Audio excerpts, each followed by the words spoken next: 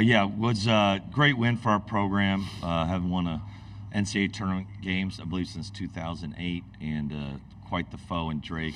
A really competitive game, and we were able to outlast them there. And then we've got a tremendous opponent tomorrow. We got Iowa State, who won the Big 12 and won number 1, number 2 defensive team in the country. So we'll have to do a good job taking care of the ball and handling their defensive pressure. Thank you. Questions? Right there. How good was Yaki defensively against DeVries? Please identify yourself. Yaki was tremendous. I think it's probably gone understated how much he impacted that game and just making DeVries work. And I think DeVries is a really good player. And Andre hit a big 3 for us, but really where he did his work and just wearing them down. They kind of wore down each other, but that was to our advantage.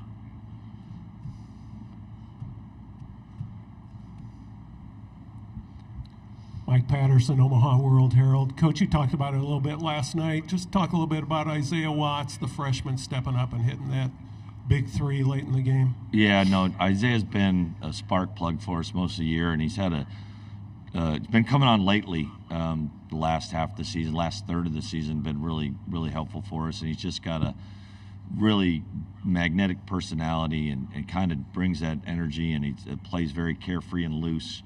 And not afraid of the moment, and I don't think anyone on our bench was surprised him taking that shot, and not surprised it went in. And he had a rough go in the conference tournament for whatever reason that was out of character, and he really bounced back this week. And they're small, quick, bothered us, so we had to match up a little bit. And his 22 minutes were awesome for us, so that was a big shot, to say the least.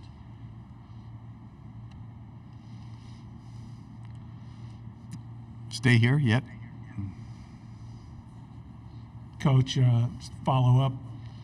Drake had more fans here last night. Iowa State's going to have even more fans tomorrow night. Is that something you can feed off of in some way?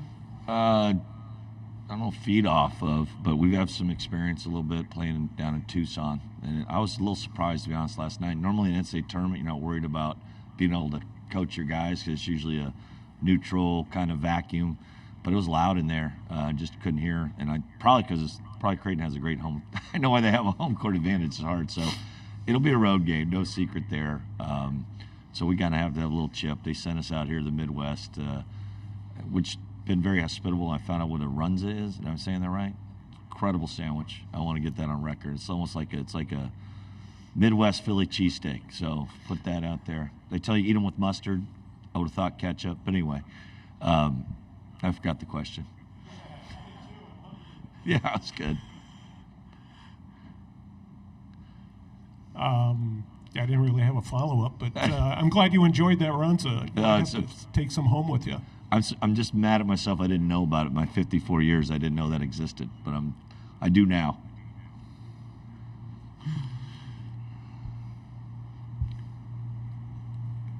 Hey, Matt. Is Isaac underrated, nationally or in terms? Yeah, I would say nationally. I'm sure he's not a household name. It's kind of how he's such, him very well. He's such an understated person, very, very low-key, never too high, never too low. And he has that ability to take over a game and he's just hard cover, man. And he's not afraid of that pressure and take it on his shoulders. And, to keep advancing, you need some guys who really step up and play, maybe punch above their weight class and step up at the moments. And your stars have to play well, and he's definitely one of ours.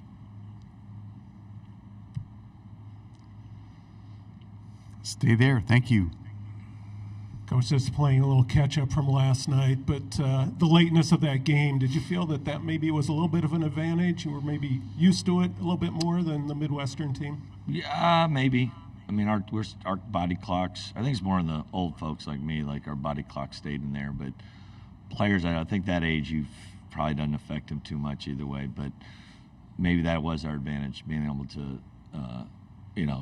we've been sleeping in a little bit, trying to stay on the same rhythm where 9 o'clock tip was a 7 o'clock tip for us. So That might have helped. I'd rather have the home fans, like they did the bus trip in here. Proud of our Cougs. They showed up. We had a good turnout.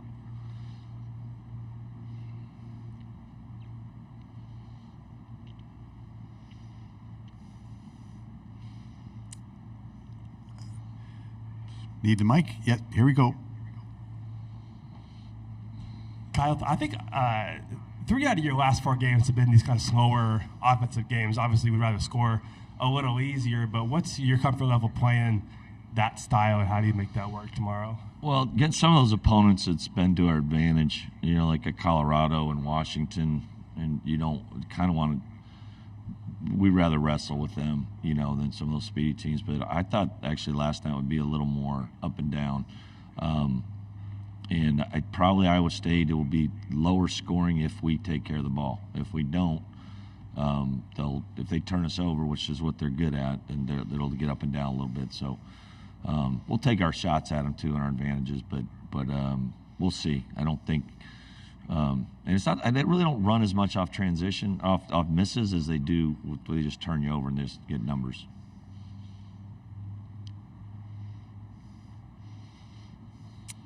You have a follow-up for that?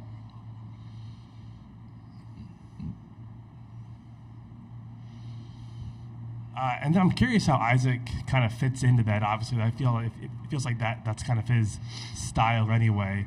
Do you anticipate them, doubling him as much as he was? They double it. It doesn't matter. They double the post every possession. It doesn't matter who catches it. So they really swarm you. They're almost like a really athletic, quick Tony Bennett team where they double the post every time. So it doesn't matter who catches it. So it'll be hard. We got to be tricky. We got to find different ways of getting the ball at different places, I think, and get on the glass a little bit. Maybe we have somewhat of an advantage there, I hope.